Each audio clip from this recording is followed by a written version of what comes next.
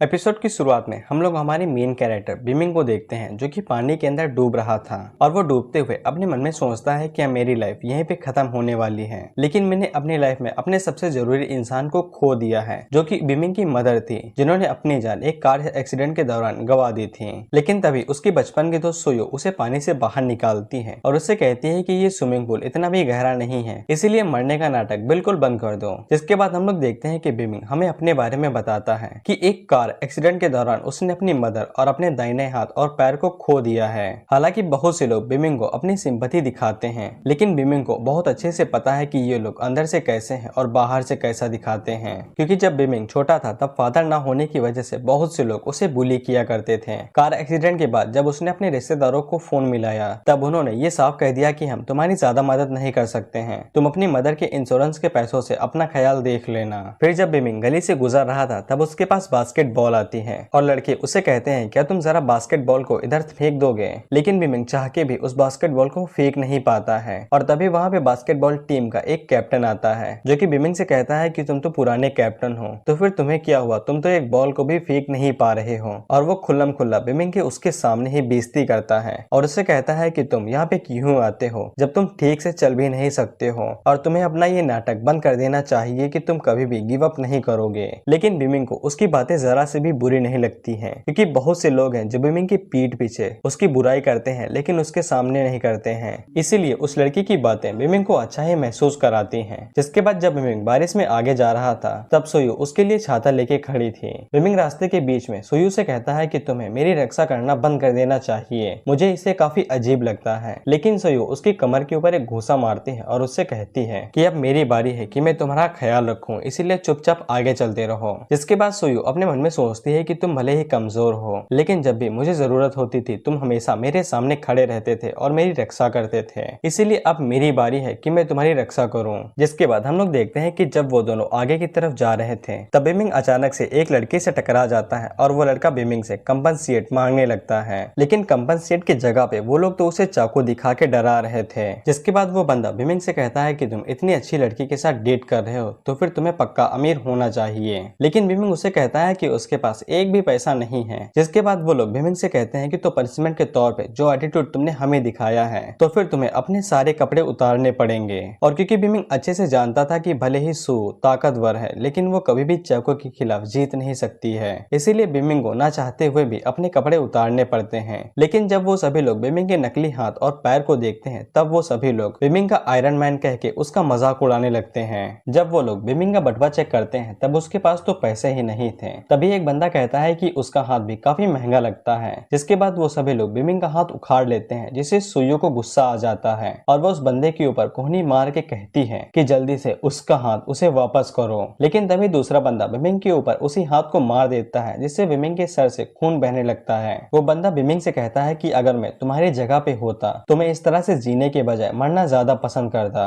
जिसके बाद बिमिंग सोयू से कहता है कि तुम्हें मेरी चिंता छोड़ के यहाँ से जाना होगा, लेकिन सोयू वहाँ से जाने को तैयार नहीं थी। तभी वो बंदा बिमिंग के गले के ऊपर चाकू रख लेता है और उससे कहता है कि ऐसा लगता है कि तुम इस कमीने की कुछ ज्यादा ही इज्जत करती हो, इसीलिए यहाँ से नहीं जा रही हो। जिसके बाद दूसरा बंदा उठता है जो कि सोयू को दीवार से लगा देता है और उससे कहता है कि तुमने जो मेरे साथ किया वो काफी बुरा था। सोयू उससे कहती है कि तुम लोग जो भी कहोगे मैं वो सब करूंगी, बस उसे यहाँ से जाने दो। जिसके बाद वो बंदा सोयू से कहता है कि तुम्हें मेरा खुश करने के बारे में क्या ख्याल है, लेकिन बिमिंग उससे कहता है कि उसे छूने के बारे में सोचना भी मत। लेकिन वो बंदा बिमिंग को नीचे दबा देता है और उससे कहता है कि अगर तुम्हें किसी को दोष देना है तो खुद की इस लाचारियत पे दो और किसी को नहीं। जिसपे बिमिंग उसे कहता है कि हाँ मैं हूँ लाचार, लेकिन अगर तुम्हें मुझे ह्यूमिलेट करना है तो तुम मुझे करो, मुझे मारना है तो तुम मुझे मारो, लेकिन उसे छूने के बारे में सोचना भी मत। जिसके बाद बिमिंग खड़ा होकर सबसे पहले उस बंदे को धक्का देता है जिसने उसको पकड़ा था। जिसके बाद वो आगे की तरफ जाता है और उस बंदे को धक्का मार के नीचे गिरा देता है जिसने सोयू को पकड़ा था। लेकिन तभी बिमिंग का ध्यान अपनी बॉडी के ऊपर पड़ता है और वो देखता है कि एक चाकू उसकी पेट के अंदर घुस चुका है। जिसके बाद बिमिंग के मुंह से खून बहने लगता है। जिसके बाद बिमिंग को याद आता है कि कार एक्सीडेंट के बाद उसने उम्मीद खो दी थी, लेकिन इसके बावजूद उसने अपना जीना जारी रखा। और इसके अलावा सोयू भी उसके पास थी जो उसको जीने के लिए हौसला दिया करती थी। और तब बिमिंग ने ये कसम खाई थी कि किसी भी कीमत पे वो सोयू को प्रोटेक्ट करेगा। लेकिन बिमिंग काफी कमजोर था और वो इस प्रॉमिस को पूरा नहीं कर पाया, इसलिए बिमिंग को लगता है कि वो जीने के लिए क्वालिफाइड नहीं है। लेकिन तभी उसे उसे अपनी मदर की बातें याद आती हैं, जब उसकी मदर ने मरते हुए उससे कहा था कि मेरी बात ध्यान से सुनो, भले ही मदर तुम्हारे पास ना रहे लेकिन इसके बावजूद तुम्हें बहादुरी के साथ जीना जारी रखना होगा। बिमिंग अपनी मदर से कहता है कि आप बस मुझे अपना हाथ दीजिए, हम दोनों ही यहाँ से सही सलामत निकलेंगे। लेकिन बिमिंग की मदर उससे कहती है कि मदर को बुरा लग रहा है कि मदर तुम्हें पीछे अकेला छोड़ के जा रही हैं इतना सब दर्द सहने के लिए, लेकिन तुम्हें किसी भी कीमत पे जिंदगी जीना जारी रखना होगा जब तक तुम्हारे पास कोई होप है। जिसके बाद हम लोग देखते हैं कि जब बिमिंग का इलाज चल रहा था तब डॉक्टर आपस में बात कर रहे थे कि इतनी बड़ी घटना होने के बावजूद ये बच्चा जिंदा बच गया, लेकिन इसने अपने हाथ पैर खो दिए हैं, तो चलो जल्दी से इसके ऊपर मॉडिफाइड हाथ पैर लगा देते हैं और अपना काम खत्म करते हैं। जिसके बाद बिमिंग कसम खाता है कि वो अपनी मदर से किए गए प्रॉमिस को पूरा करेगा।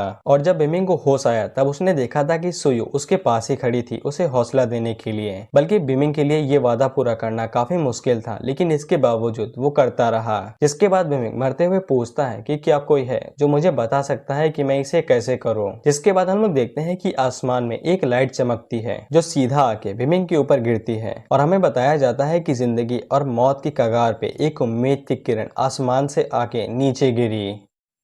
जिसके बाद बिमिंग की बॉडी के ऊपर लगातार बिजली गिरना शुरू होती है, लेकिन थोड़े समय बाद वो बिजली गिरना बंद हो जाती है और बिमिंग अपने पैरों पे खड़ा हो जाता है। लेकिन जब बिमिंग अपने पैरों पे खड़ा होता है तब उसके ऊपर एक डीमन डॉग ने कंट्रोल कर लिया था। जिसके बाद डीमन डॉग अपने सामने खड़े लड़के की तरफ देख के एक दहाड़ मारता है, जिससे उस लड़के को अपना दायां हाथ महसूस ही नहीं होता है क्योंकि उस लड़के का दायां हाथ अब बिमिंग के पास आ गया था। जिसके बाद हमें पता चलता है कि बिमिंग के पास टियानगाओ डीमन की एनर्जी है। जिसके बाद जो बंदा अभी बिमिंग को बुली कर रहा था वो बताता है कि वो भी एक डीमन है और उसे नहीं पता था कि वो लड़की बिमिंग का शिकार है, नहीं तो वो उनके बीच में आता ही नहीं है। लेकिन बिमिंग उसे इग्नोर करके वहां से आगे बढ़ जाता है, जिससे उस डीमन को लगता है कि उसकी जान बच गई। लेकिन तभी उसके नीचे एक बड़ा सा मुंह खुलता है जो उसको अपने अंदर समा लेता है। जिसके बाद बिमिंग सुयु की तरफ आगे बढ़ने लगता है और वो सुयु के पास जाके उसे घूर के देखने लगता है, जिससे सुयु कांपना शुरू कर देती है और उससे पूछती है कि तुम इतने अजीब कैसे लग रहे हो। लेकिन बिमिंग अपना बड़ा सा मुंह खोल के सुयु के ऊपर हमला कर देता है। जिसके बाद हमें बस किसी के चिल्लाने की आवाज ही सुनाई देती है। जिसके बाद हमें एक फ्लैशबैक दिखाया जाता है जहाँ पे बिमिंग की मदर उसके बर्थडे पे एक श्राइन पे प्रार्थना करने के लिए गई थी। बिमिंग अपने मन में सोचता है कि उसकी मदर ने उसे पाल पोस के बड़ा करने में काफी मेहनत की है। जिसके बाद वो बुद्धा से ये वादा करता है कि वो उसकी मदर को हमेशा सुरक्षित रखे और उन्हें कोई भी परेशानी न आने दे। लेकिन बुद्धा उसकी मदर को उससे ही छीन लेते हैं किसी एक्सीडेंट के दौरान। जिसके बाद बिमिंग बुद्धा से पूछता है कि आपने मुझे इस तरह से ट्रीट क्यों किया, क्या मैंने आपके लिए अच्छे से प्रार्थना नहीं की थी। लेकिन तभी कोई बिमिंग से कहता है कि कोई ऐसा जिसे ये भी नहीं पता है कि बुद्धा आखिर है कौन, क्या उसे उसकी ब्लेसिंग सच में चाहिए। बिमिंग उससे पूछता है कि कौन है वहाँ पे, जिसपे वो डीमन डॉग उसे कहता है कि तुम्हारा बुद्धा यहाँ पे नहीं है। बिमिंग उससे पूछता है कि तुम कौन हो, यहाँ पे क्या कर रहे हो। लेकिन वो डीमन डॉग उससे कहता है कि तुम्हें ये जानने की जरूरत ही नहीं है क्योंकि तुम जल्द ही मेरा खाना बनने वाले हो। जिसके बाद बिमिंग की नींद अचानक से खुल जाती है और उसे लगता है कि वो अभी ये सब कुछ सपना देख रहा था। लेकिन हम लोग उसके पीछे उसी डीमन डॉग को देखते हैं। जिसके बाद वो डीमन डॉग बिमिंग के सामने आता है और उसे पूछता है कि तुमने मेरे साथ क्या किया है। लेकिन बिमिंग उसे इतना डर जाता है कि वो अपने बेड के अंदर ही छुप जाता है। लेकिन वो डीमन डॉग उसे धमकाते हुए कहता है कि मेरी फिजिकल बॉडी यहाँ से गायब हो चुकी है और मेरी जो डिवाइन पावर थी वो तुम्हारे साथ जुड़ चुकी है और तुम मुझसे कह रहे हो कि तुमने कुछ भी नहीं किया है और अगर तुम अभी भी मुझे कुछ भी नहीं बताते हो तो फिर मैं तुम्हारी गर्दन नोच लूंगा। लेकिन बिमिंग उससे कहता है कि मैंने सच में कुछ भी नहीं किया है, जिससे उस डीमन डॉग को भी इसके ऊपर यकीन हो जाता है और वो कहता है कि तुम्हारे जैसा यूजलेस बंदा कर भी क्या सकता है। जिसके बाद वो डीमन डॉग वहाँ पे यांग जियान नाम के एक बंदे के बारे में बात करता है जो कि पता नहीं इस डीमन डॉग से कुछ करने के लिए कहा था, लेकिन ये डीमन डॉग उसके बारे में भूल चुका था। जिसके बाद वो डीमन डॉग इंसानी दुनिया को देखते हुए कहता है कि मेरे सामने इतनी लजीज दुनिया पड़ी हुई है तो मुझे किसी चीज की चिंता करने की जरूरत नहीं है। जिसके बाद वो डीमन डॉग वहाँ से जाते हुए बिमिंग से कहता है कि जब मैं पूरी दुनिया को खा जाऊंगा तब मैं आखिर में तुम्हारे पास आऊंगा और तुम्हें नहा धो के रेडी होना पड़ेगा क्योंकि तुम मेरे लिए लास्ट डिश रहोगे जो कि डेजर्ट की तरह होगी। जिसके बाद वो डीमन डॉग खिड़की से बाहर कूद जाता है, लेकिन तभी एक जंजीर उसके पीछे आ जाती है जो कि उसके गले में लिपट के एक पट्टे की तरह बन जाती है और उस डीमन डॉग को फिर से बिमिंग के कमरे के अंदर खींच लिया जाता है। और जब वो डीमन डॉग अंदर आके के देखता है तब वो देखता है कि वो जंजीर बिमिंग के सीने से जुड़ी हुई है, जिसको डिवाइन लॉक कहा गया है। डीमन डॉग बिमिंग से कहता है कि तुम्हारे पास इतनी शक्ति कैसे हो सकती है कि तुम मेरे डिवाइन पावर को इस तरह से बांध सको। लेकिन अचानक से बिमिंग के सर में तेज दर्द होने लगता है और उसे कल के बारे में याद आता है कि कल उसे काफी जोर से भूख लगी थी तो उसने सुइयों को ही खा लिया था। और इस बात को जान के बिमिंग का डिप्रेशन और भी ज्यादा बढ़ जाता है। डीमन डॉग उसे पूछता है, क्या तुम कल वाली लड़की के बारे में बात कर रहे हो? तो मैंने उसे खा लिया था और वो सच में काफी डिलीशियस थी। दरअसल मैंने अपनी फिजिकल बॉडी छोड़ दी थी, लेकिन मुझे काफी भूख लगी थी तो मैंने उसे खा लिया। लेकिन क्या वो तुम्हारे लिए कोई जरूरी इंसान थी? लेकिन बिमिंग रोने की जगह पे पागलों की तरह हंसने लगता है, जिससे उस डीमन डॉग को लगता है कि बिमिंग का मानसिक संतुलन बिल्कुल हिल चुका है। जिसके बाद बिमिंग बुद्धा को गाली देते हुए कहता है कि तुमने मुझसे उन सभी लोगों को छीन लिया जो जरूरी थे और तुमने मुझ जैसे नकारा इंसान को यहाँ पे अकेला रोने के लिए छोड़ दिया है। जिसके बाद बिमिंग उस डीमन डॉग से पूछता है, मुझे तुमसे एक सवाल करना है, क्या तुम सच में इतने शक्तिशाली हो जितना तुम दिखाते हो?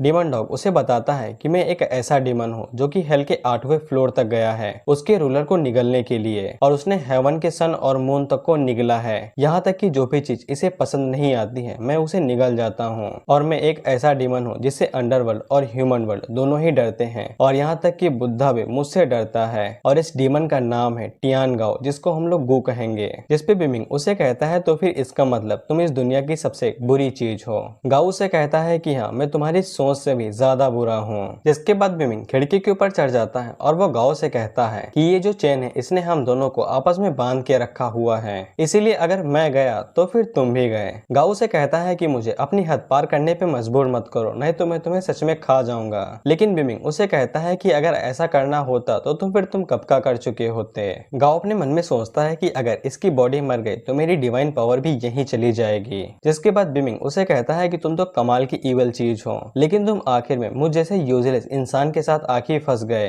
बिमिंग अपने मन में सोचता है कि जिंदा रहना मेरे लिए मीनिंगलेस है, तो मैं आखिर में कम से कम इस डिमन को अपने साथ लेके मर तो सकता हूँ, जिससे मैं इस दुनिया के लिए कम से कम थोड़ा सा तो यूजफुल हो ही जाऊंगा। जिसके बाद बिमिंग उस खिड़की से छलांग लगा देता है। लेकिन गाओ अपनी आखिरी कोशिश करता है बिमिंग से ये कह के कि मैंने जो अभी इविल इविल चीजों के बारे में कहा था वो सब बेकार की बातें थी, बल्कि मैं तो न्याय का देवता हूँ भाई, मेरा नाम है साओ टियान और मैं एक गार्डियन एंजल हूँ। लेकिन बिमिंग उसको उंगली दिखाते हुए नीचे कूद जाता है, जिसके साथ ही हमारा गाओ भी उसके साथ ही नीचे जाने लगता है। लेकिन तभी हम लोग देखते हैं कि अचानक से मैजिकल स्ट्रिंग आके बिमिंग के पैरों में लिपट जाते हैं, बोले तो जादुई जाले, जो कि बिमिंग को फिर से उसके कमरे में खींच लेते हैं। और जब बिमिंग अपने कमरे में आता है तब वो देखता है कि उसके सामने एक नर्स खड़ी थी, जो कि बिमिंग से कहती है कि अच्छे बच्चे इस तरह से एक्ट नहीं करते हैं। बिमिंग और गाओ दोनों ही उस नर्स की बॉडी देख के फिसल जाते हैं और उससे कहते हैं, हसीना तुम्हारा नाम क्या है?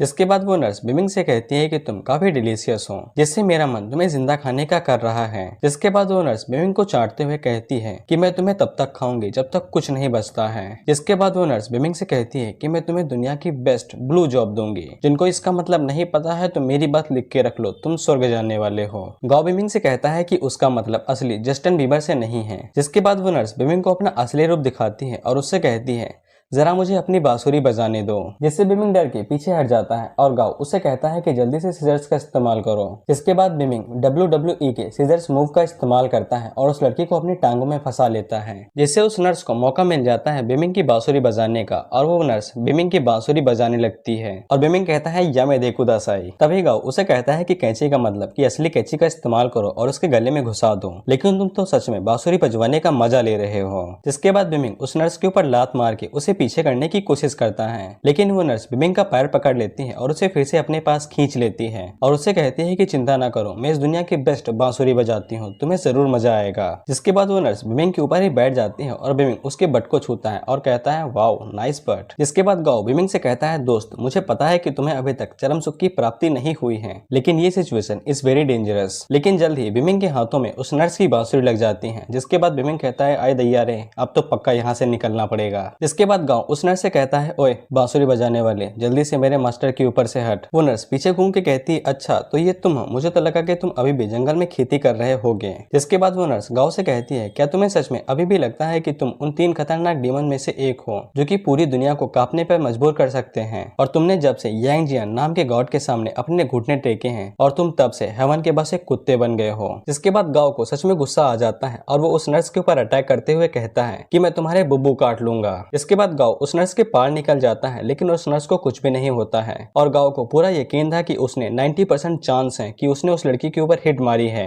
नर्स गाँव से कहती है, क्या तुम्हें सच में लगा कि मैं बिना तैयारी के यहाँ पे आ जाऊंगी? मैंने पहले ही तुम दोनों की बातें सुन ली है और मुझे अच्छे से पता है कि इस बच्चे ने तुम्हारी सारी पावर्स को एब्जॉर्ब कर लिया है और ये तुम्हारे साथ जुड़ गया है और जब मैं इस बच्चे को खा लूंगी तब तुम्हारी सारी डिवाइन पावर मेरी हो जाएगी। इसके बाद वो नर्स बिमिंग को चरम सुख की प्राप्ति देने लगती है और बिमिंग अपने मन में सोचता है, क्या मैं हेवन में आ चुका हूँ? क्योंकि उसके सामने कुछ ऐसा था जिसको देख के कोई भी पिघल जाएगा। लेकिन तभी वो नर्स अपनी लपलपाती हुई जीभ बाहर निकालती है जिससे बिमिंग की फट जाती है और बिमिंग उस नर्स से कहता है कि तुम जो कर रही हो वो जल्दी खत्म करो, मैं अभी तक मरा नहीं हूँ। जिसके बाद वो नर्स बिमिंग से कहती है कि चिंता क्यों करते हो, मैं अभी तुम्हें स्वर्ग तक फिर से लेके जाती हूँ। लेकिन तभी कोई उस नर्स के पीठ के ऊपर से फेंक के मारता है और जब वो नर्स पीछे पलट के देखती है तब हमें पता चलता है कि वो और कोई नहीं सोयू थी, जो बिमिंग से कहती है, कमीने मैं तेरे लिए फ्रूट्स लेने गई थी लेकिन तू तो यहाँ पे मजे कर रहा है। बिमिंग जैसे ही सोयू को वहाँ पे देखता है तब वो काफी खुश हो जाता है क्योंकि उसे लगा था कि उसने सोयू को खा लिया है। जिसके बाद वो गाँव की तरफ देखता है तो गाँव दूसरी तरफ देखते हुए सीटी बजाने लगता है। जिसके बाद सोयू उस नर्स के ऊपर बहुत सारे एप्पल्स फेंक के मारने लगती है और वो बिमिंग से कहती है, मुझे लगा था कि तुम यहाँ पे अधमरी हालत में पड़े होगे लेकिन तुम तो मेरी पीठ पीछे यहाँ पे मौज कर रहे थे। जिसके बाद वो नर्स उठती है और सोयू के ऊपर अटैक कर देती है, लेकिन सोयू काफी ताकतवर थी और वो उल्टा उस नर्स के मुंह के ऊपर एक जोरदार किक मारती है जिससे वो नर्स दूर जाके गिरती है। सोयू बिमिंग से कहती है, मुझे नहीं पता था कि तुम्हारा टेस्ट इतना गंदा होगा।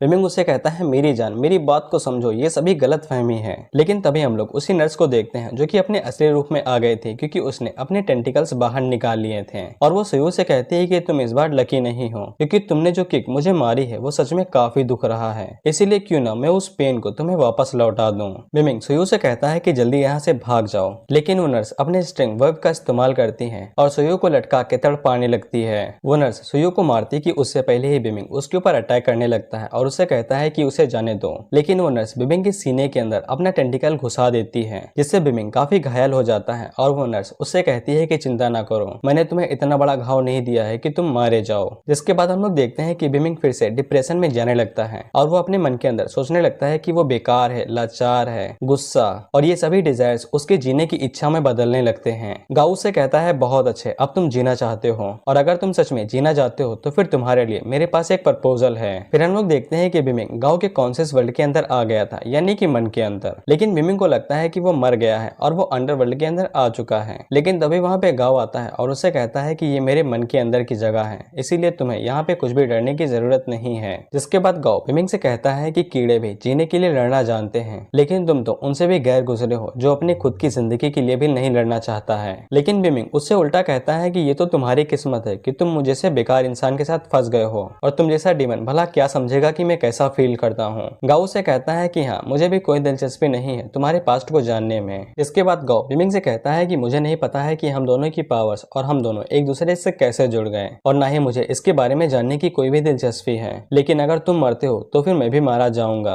और हम दोनों की जान एक दूसरे के ऊपर टिकी हुई है और तुमने पहले ही मेरी सारी एनर्जी सोख ली है, लेकिन अभी भी तुम्हें उन्हें इस्तेमाल करना नहीं आता है क्योंकि उसकी चाबी मैं हूँ। जब तक मैं तुम्हें अलाउ नहीं करूंगा तुम उनका इस्तेमाल नहीं कर सकते हो और अगर तुम अभी भी जीना चाहते हो तो मैं तुम्हारी मदद कर सकता हूँ, लेकिन एक बार मेरी पावर्स अनलॉक होने के बाद ये पूरा वर्ल्ड हम दोनों के लिए मौत का खेल बन जाएगा। जिसके बाद मिमिंग गाँव से कहता है, और उसके बाद तुम इस पूरी दुनिया को खा लोगे और मैं इतना बेवकूफ नहीं हूँ कि मैं तुम्हारे साथ मिलकर उस पूरी दुनिया को खा जाऊं। लेकिन गाँव मिमिंग के ऊपर चिल्लाते हुए कहता है कि मैं पहले ही तुम जैसे कचड़े के साथ टीम अप करने के लिए रेडी हूँ, तो फिर क्या तुम्हें जरा से भी शर्म नहीं आती है कि तुम मुझे मना कर रहे हो। लेकिन मिमिंग उसे कहता है कि कोई ताकतवर तो फिर उसकी जिंदगी और भी ज्यादा जरूरी होगी, लेकिन मेरी लाइफ बिल्कुल सस्ती सी है, इसीलिए तुम मुझे डरा नहीं सकते हो और मुझे तुम्हारे साथ हाथ मिलाने में कोई भी दिक्कत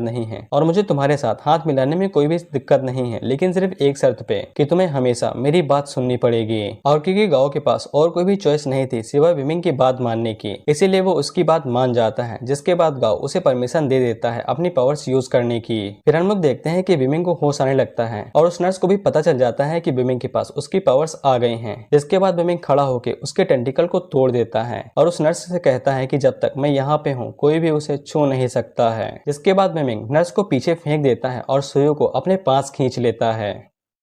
यहाँ तक कि बिमिंग भी ये देख के शौक हो गया था कि उसका नकली हाथ इतना शक्तिशाली हो चुका है। जिसके बाद वो सुयु से कहता है कि तुम यहाँ से साइड हट जाओ, मैं उस शैतान को देख लूंगा। जिसके बाद बिमिंग काफी जोर से उस टेंटिकल को अपने सीने से बाहर निकाल लेता है। लेकिन सुयु को बिमिंग की चिंता होने लगती है और वो बिमिंग से कहती है कि तुमने ऐसा क्यों किया, अगर तुम मर गए तो फिर मेरा क्या होगा, मेरी तो शादी भी नहीं होगी और मैं बुढ़ापे तक सिंगल ही रहूंगी, इसीलिए ये सब तुम्हारी गलती है, अगर तुम मर गए तो फिर मैं क्या करूंगी। जिसके बाद बिमिंग भी नौटंकी करते हुए कहता है अगर मैं इसे वापस लगा लूं तो क्या मैं जिंदा बच जाऊंगा। लेकिन गाओ उन दोनों से कहता है कि चुप रहो और वो बिमिंग को बताता है कि उसकी पावर्स इतनी भी बेकार नहीं है। जिसके बाद गाओ बिमिंग से कहता है कि तुम जरा अपने घाव को देखो, वो पहले ही हील हो चुका है। जब बिमिंग अपने घाव को चेक करता है तब सच में उसका घाव पहले ही हील हो चुका था। गाओ से कहता है कि मैंने जो ताकत तुम्हें दी है वो मेरी ताकत का 1% भी नहीं है और अगर तुम मेरी बात अच्छे से मानते हो तो मैं तुम्हें और ज्यादा ताकत दे सकता हूँ। लेकिन बिमिंग उसे घूरते हुए कहता है क्या तुम भूल गए कि हमारे बीच क्या बात हुई थी। जिसके बाद गाओ उसे कहता है कि मजाक था भाई, मजाक। गाओ अपने मन में सोचता है कि उसे जितनी जल्दी हो सके उतनी जल्दी अपनी पावर वापस लानी होगी ताकि वो डिवाइन लॉक को तोड़ सके और इस कमीने को मार सके। जिसके बाद वो नर्स बिमिंग के ऊपर पत्थर से अटैक करती है लेकिन बिमिंग अपने हाथ का इस्तेमाल करके उसे ब्लॉक कर लेता है। जिसके बाद वो नर्स बिमिंग की तरफ बढ़ते हुए कहती है कि तुम तो सच में इस पावर का इस्तेमाल करना जान गए, तो फिर मुझे तुम्हें जल्दी से खा लेना चाहिए ताकि मैं भी उस लेवल तक पहुंच सकूं। जिसके बाद बिमिंग उस नर्स का टेंटिकल उसके मुंह में ही घुसा देता है। जिसके बाद बिमिंग उसके ऊपर एक जोरदार पंच मारता है तो वो नर्स दीवार को तोड़ते हुए जाके दूसरी दीवार से टकराती है। जिसके बाद बिमिंग अपनी पावर्स को देख के काफी एक्साइटेड हो गया था, इसीलिए वो बिना कुछ सोचे समझे उस नर्स की तरफ आगे बढ़ने लगता है। तभी उसकी नजरों के सामने एक वेब आता है जो कि जाल की तरह था और बिमिंग तुरंत पीछे रुक जाता है। लेकिन जो पत्थर उसके साथ आ रहे थे जब वो वेब से टकराते हैं तब वो टुकड़े टुकड़े हो जाते हैं क्योंकि वो वेब काफी शार्प था। जिसके बाद बिमिंग अपने हाथों का इस्तेमाल करके उस वेब को बड़ी आसानी से डिस्ट्रॉय कर देता है। जिसको देख के वो नर्स काफी हैरान हो गई थी और उससे कहती है कि भले ही तुम्हारे पास गांव की ताकत हो तो खुद को ज्यादा ऊंचा न समझो, तुम्हारे इस ताकत को इस्तेमाल करने के बाद इस दुनिया के अंदर जितने भी डीमंस हैं वो तुम्हारे पीछे पड़ जाएंगे और तुम्हें खाने की कोशिश करेंगे। जिसके बाद उस नर्स को समझ में आ गया था कि उसकी दाल यहाँ पे नहीं गलेगी, इसीलिए वो चुपचाप वहाँ से खिड़की तोड़ के भाग जाती है। बिमिंग गांव से पूछते हैं क्या उसने जो कुछ भी कहा वो सब कुछ सच है। गांव से बताता है कि उसने जो कुछ भी कहा है वो सब कुछ सच है क्योंकि डीमंस काफी टाइम पहले ही इंसानों की दुनिया में आ गए थे। लेकिन गांव बिमिंग को ये भी बताता है कि उसकी पावर्स इतनी भी कमजोर नहीं है, चाहे उसके जैसे जितने भी डीमंस आ जाएं वो सभी आखिर में मारे ही जाएंगे। बिमिंग कहता है तो फिर इसका मतलब ये है कि हम सभी खतरे में हैं। जिसके बाद गाओ अपने मन में सोचता है कि इंसानी और डीमन दुनिया के बीच में एक आर्टिफैक्ट होता है जो कि उन दोनों दुनियाओं को बैलेंस रखने में मदद करता है और गाओ ने कई बार अलग अलग तरीकों से उस आर्टिफैक्ट को डिस्ट्रॉय करने की कोशिश की है लेकिन गाओ हर बार नाकाम रहा। लेकिन गाओ को इंसानी दुनिया में कुछ अजीब सा ऑरा महसूस हो रहा है जो उसे ऐसा लगता है कि कुछ तो बुरा होने वाला है। इसके बाद बिमिंग गाओ से कहता है कि तुमने मुझसे कहा था कि तुमने सुयु को खा लिया है लेकिन तुमने मुझसे झूठ बोला था, मुझे लगता है कि तुम उतने भी बुरे नहीं हो जितना तुम दिखाते हो। लेकिन गाओ अपने मन में सोचता है कि मुझे थोड़ी सी इज्जत तो दो, मैं तुमसे काफी बड़ा हूँ। और गाओ अपने मन में सोचता है कि मैं कैसे इतनी शर्मनाक चीज कह सकता हूँ। जिसके बाद हमें पता चलता है कि जब गाओ ने सुयु को खाने की कोशिश की थी तब सुयु ने उसकी टांगों के बीच में लात मार दी थी जिससे गाओ के अंडे फूट गए थे। जिसके बाद हम लोग बिमिंग को देखते हैं जो कि एक बिल्डिंग की टेरेस के ऊपर चढ़ा हुआ था और वो अपने मन में सोचता है कि मेरे गट्स मुझसे कह रहे हैं कि जो ताकत इस कुत्ते ने मुझे दी है वो इतनी भरोसेमंद नहीं है, लेकिन जब तक मैं इसे कंट्रोल कर सकता हूँ तब तक कोई भी दिक्कत नहीं है। जिसके बाद बिमिंग नीचे की तरफ देखता है तो कुछ लोग डांस कर रहे थे लेकिन हैरानी की बात यह थी कि बिमिंग उन्हें साफ साफ देख पा रहा था जबकि वो लोग बिमिंग से करीब 1 किलोमीटर दूरी पे थे और यहाँ तक कि बिमिंग को दूर से की चीजें भी काफी अच्छे से सुनाई दे रही थी। मतलब कि जो सत्य गाँव ने बिमिंग को दी है उसकी वजह से गाँव के जितने भी सेंसेस हैं वो काफी तेज हो गए हैं। गाँव बिमिंग से कहता है कि अगर तुम्हारा मन मेरे साथ टाइम बिताने का है तो मुझे बिल्कुल भी दिलचस्पी नहीं है। बिमिंग उसे बताता है कि वो अपनी पावर्स को चेक करना चाहता है कि उसके पास कौन कौन सी एबिलिटी है। बिमिंग उसे बताता है कि जैसे कॉमिक्स में होता है तो सुपरमैन अपनी एबिलिटी को चेक करते हैं कि उनके पास क्या क्या खूबियां हैं, उसी तरह से मैं भी चेक करना चाहता हूँ कि मेरे पास क्या क्या खूबियां हैं ताकि मैं आगे आने वाले फ्यूचर में खुद को सुरक्षित रख सकूं। लेकिन जब गाओ बिमिंग की तरफ देखता है तो बिमिंग किसी तरफ देख रहा था तो गाओ भी उसकी नजर से नजर मिलाता है और जब वो वो देखता है तब दूर किसी कमरे के अंदर एक लड़की नहा रही थी, जिससे वो दोनों ही फिसल जाते हैं और कहते हैं वाह क्या सीन है। लेकिन वो लड़की अचानक से पीछे घूम जाती है, जिससे वो दोनों डर जाते हैं। लेकिन तभी वो लड़की अचानक से पीछे घूम जाती है, जिससे वो दोनों डर के नीचे छुप जाते हैं। गाओ बिमिंग से कहता है क्यों डर गए क्या? लड़कियों की सिक्स सेंस लड़कों से ज्यादा मजबूत होती है, ऐसा मुझे लगता है। इसके बाद बिमिंग गाओ से कहता है कि चलो अपनी खूबियों को चेक करते हैं। जिसके बाद बिमिंग टेरेस के ऊपर चढ़ जाता है और नीचे की तरफ छलांग लगा देता है, जिसके चलते गाओ भी बेचारा उसी के साथ नीचे खींचा चला जाता है। इसके बाद हम लोग देखते हैं कि एकेडमी के एक डीन थे जो कि अपनी नई लड़की के साथ मौज मस्ती कर रहे थे, क्योंकि उनकी वाइफ काफी ओल्ड है। लेकिन बिमिंग उन दोनों की कन्वर्सेशन काफी आराम से सुन पा रहा था। जिसके बाद बिमिंग एक पोल के सहारे लटकता है और व्हीली मारते हुए डायरेक्ट उन दोनों के सामने लैंड करता है। डीन बिमिंग से कहते हैं कि तुम कौन हो और यहाँ पे क्या खेल कूद कर रहे हो? बिमिंग डीन से कहता है कि तुम मुझे लाइटमैन बुला सकते हो। लेकिन डीन बिमिंग की यूनिफॉर्म देख के समझ जाते हैं कि ये लड़का उन्हीं की क्लास और स्कूल में से है। लेकिन बिमिंग जैसे ही देखता है कि वो आदमी उसकी एकेडमी का डीन है तो उसकी फटके 4 नहीं 74 हो जाती हैं। लेकिन बिमिंग को डीन की जो गर्लफ्रेंड थी उससे कुछ अजीब सी खुशबू आती है, इसीलिए वो डीन से कहता है कि तुम्हें इसका पीछा छोड़ देना चाहिए, तुम्हें इससे भी ज्यादा अच्छी लड़कियां मिल जाएंगी। जिससे डीन की गर्लफ्रेंड काफी गुस्सा हो जाती है और वो बिमिंग के ऊपर चिल्लाने लगती है। डीन उसे शांत करता है और जब वो बिमिंग की तरफ पलटता है तो बिमिंग तब तक गायब हो चुका था, क्योंकि बिमिंग को कुछ अजीब सा महसूस हुआ था। इसके बाद हम लोग देखते हैं कि एक टैक्सी थी जो कि आउट ऑफ कंट्रोल हो गई थी और वो दीवार से टकराते उन्हीं लोगों के ऊपर गिरने वाले थे जिनको बिमिंग अभी नाचते हुए देख रहा था। लेकिन तभी हम लोग देखते हैं कि बिमिंग बिजली की रफ्तार से आता है और वो एक बंदे की कॉस्ट्यूम से उसका सर छीन लेता है और उसे खुद ही पहन लेता है। जिसके बाद वो भागते हुए जाता है और पूरी टैक्सी को अपने हाथों से ही रोक लेता है और टैक्सी को सेफली नीचे गिरा देता है। जिसके बाद वो टैक्सी का दरवाजा खोलता है और उन लोगों से कहता है कि तुम लोग सेफ हो क्योंकि तुमने सीट बेल्ट पहन रखी थी। और वो सभी लोग ये देख के शॉक हो गए थे कि कोई बंदा कैसे पूरी कार को अपने दोनों हाथों से उठा सकता है। जिसके बाद बिमिंग नाचने वाले ग्रुप के लीडर के पास जाता है और उसकी विग को उसे पहना देता है और उससे कहता है कि अंकल आपका डांस सच में ब्यूटीफुल था, आप ऐसे ही नाचते रहिए। जिसके बाद बिमिंग वहां से चुपचाप चला जाता है। इसके बाद हम लोग देखते हैं कि बहुत से लोग इसी चीज का वीडियो बना रहे थे और उन सभी को लग रहा था कि ये किसी मूवी की शूटिंग चल रही है। लेकिन उनमें से कोई बंदा था जो कि उसी एकेडमी का स्टूडेंट था और वो मन ही मन काफी मुस्कुराया जा रहा था। अगले दिन जब बिमिंग स्कूल जाता है तो स्कूल के सभी लड़के बिमिंग का मजाक उड़ा रहे थे। गाओ उससे कहता है कि तुम इन सभी की बातें सह क्यों रहे हो? जिसपे बिमिंग उसे कहता है कि वो सही है, मैं बिल्कुल गैर जिम्मेदार पर्सन हूँ। जिसपे गाओ बिमिंग से कहता है तो फिर तुम पक्का किसी काम के नहीं हो। जिसपे बिमिंग गाओ के ऊपर चिल्ला देता है। लेकिन जब बिमिंग चिल्ला रहा था तब उसके पीछे सुयो आ जाती है। जिसपे बिमिंग सुयो को देख के काफी हैरान हो जाता है और उससे कहता है कि मैं तुम्हारे बारे में बात नहीं कर रहा था, तुम तो मेरी खास पर्सन हो जो हमेशा मेरे साथ रहती है। जिससे लड़की शर्माने लगती है और वो बिमिंग से पूछती है कि तुम्हारी ये अजीब ताकतें आई कहां से हैं। बिमिंग अपने मन में सोचता है कि वो अभी सुयो को नहीं बता सकता है कि उसकी जान खतरे में है, सिर्फ इस अजीब ताकत की वजह से। इसीलिए वो सुयो से कहता है कि तुम्हें चिंता करने की जरूरत नहीं है। जिसके बाद बिमिंग सुयो को वहां से एप्लीकेशन का बता के वहां से भेज देता है। जिसके बाद हम लोग देखते हैं कि गाओ बिमिंग से कहता है कि मैं तुम्हारे रीबैंड पेरेंट की तरह हूँ और तुम मेरी ताकत के बिना ही अभी तक जिंदा हो, नहीं तो वो डीमन तुम्हें अब तक खा जाता। जिसके बाद बिमिंग भागते हुए रिजल्ट बोर्ड की तरफ आ जाता है तो हमें पता चलता है कि पहले नंबर पे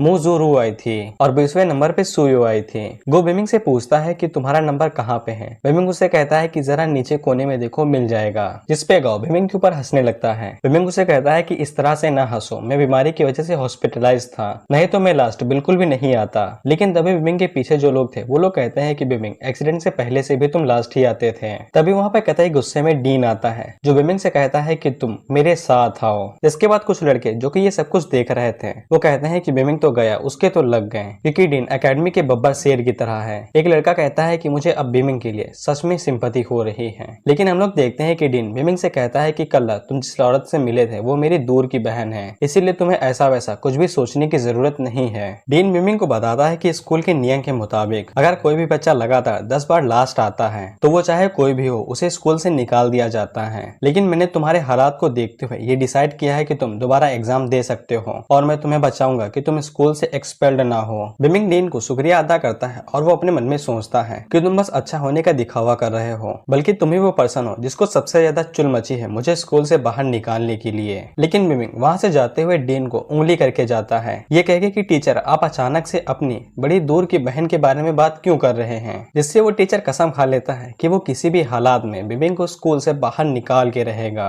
गाओ बिमिंग से कहता है कि तुम स्कूल ही क्यों आते हो, अगर तुम छोड़ना चाहते हो तो फिर छोड़ क्यों नहीं देते हो। जिसके बाद हम दोनों भाई मिलके इस पूरी दुनिया के ऊपर राज करेंगे। बिमिंग उसे कहता है कि तुम हजारों सालों तक जिंदा रहे हो और इस तरह की बातें बिल्कुल ऐसा लगता है कि कोई खतरनाक विलन कह रहा हो। और वैसे भी मैं यहाँ पे सिर्फ पढ़ने के लिए नहीं आता हूँ, यहाँ पे आने के कुछ और भी रीजन है। बिमिंग बताता है कि उसने बहुत सी चीजों को सहा है और बहुत सी चीजों को सीखा भी है, इसीलिए अगर वो एक बार गिव अप कर देता है तो फिर उसके पास कुछ भी नहीं बचेगा। जिससे गाओ समझ जाता है कि बिमिंग उतना कमजोर नहीं है जितना गाओ को लगा था। जिसके बाद बिमिंग जाके एक फीमेल टीचर से मिलता है जिनका नाम टीचर टियान था। टीचर टियान बिमिंग से पूछती है कि तुम इतने दिन क्यों नहीं आ रहे थे, क्या तुम्हें कोई दिक्कत थी। बिमिंग बताता है कि वो थोड़ा सा परेशान था लेकिन सब कुछ ठीक हो गया है, और बिमिंग ये कहते हुए शर्मा रहा था। जिससे गाओ समझ जाता है कि यहाँ पे मैटर क्या है और वो बिमिंग से कहता है अच्छा बेटे। जिसके बाद टीचर टियान बिमिंग को बताते हैं कि मैंने तुम्हारे लिए सारी तैयारियां कर दी हैं, तुम्हें अच्छे से पढ़ना होगा ताकि तुम दोबारा एग्जाम दे सको। और बिमिंग टीचर से कहता है शुक्रिया टीचर। और गाओ बिमिंग से कहता है कि साले तू यहाँ पे स्कूल सिर्फ इस खूबसूरत टीचर के लिए आता है और तुम बाहर ऐसे बातें कर रहे थे जैसे कि तुमने कोई झंडे गाड़ दिए हो। लेकिन तभी गाओ को फीमेल टीचर टियान से कुछ अजीब सी खुशबू आती है। इसके बाद गाओ जाके उस टीचर को सूंघने लगता है और बिमिंग गाओ से कहता है कमीने तू ये क्या कर रहा है। जिसके बाद टीचर टियान बिमिंग को रीसेट एप्लीकेशन देती है जिससे बिमिंग दोबारा से एग्जाम में बैठ सकता है। और जब बिमिंग ऑफिस से बाहर आता है तब वो गाओ से कहता है कि तुम वहाँ पे क्या कर रहे थे, क्या तुम्हें ये सब हरकतें करना कुछ ज्यादा ही पसंद है। जिसपे गाओ उसे बताता है कि मैं हजारों सालों तक जिंदा रहा हूँ और मुझे इंसानों की तरह कोई भी चाह नहीं है लड़कियों के बारे में, और वैसे भी मैं तुम्हारी मदद ही कर रहा था।